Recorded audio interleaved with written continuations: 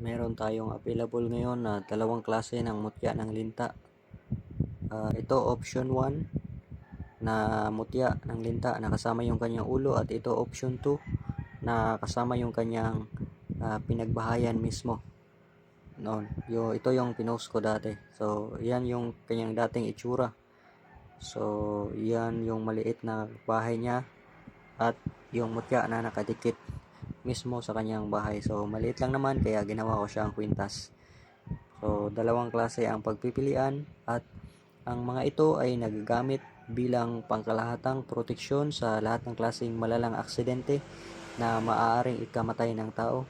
Kasama na rin sa proteksyon yung mga bala ng mga baril na panipas o panlihis sa mga bala ng baril sa panahon ng may maminsala, at proteksyon din sa lahat ng klase ng mga patalim upang hindi mapinsala sa panahon ng may masamang tangka, at proteksyon din sa lahat ng klaseng masamang kapangyarihan kagaya ng witchcraft, kulam, barang, sumpa, usog, bati, tigalpo, palipad hangin at iba pa.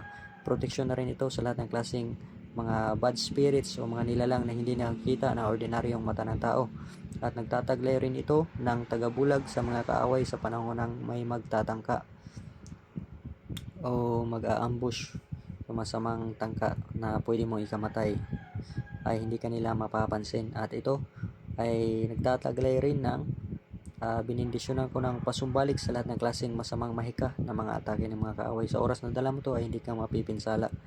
So ito ang pangalawang option na kwintas.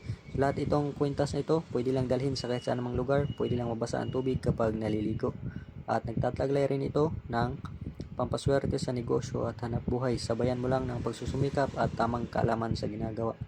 Lahat ng mga mutya na ito ay ako mismo ang naghanap nito, at ako mismo nakakita nito, at ako mismo ang gumawa nito na kwintas. At yung kwintas na pagkagawa na yan ay matibay na po yan at nagagamit sa pangmatagalang panahon kapag iingatan mo.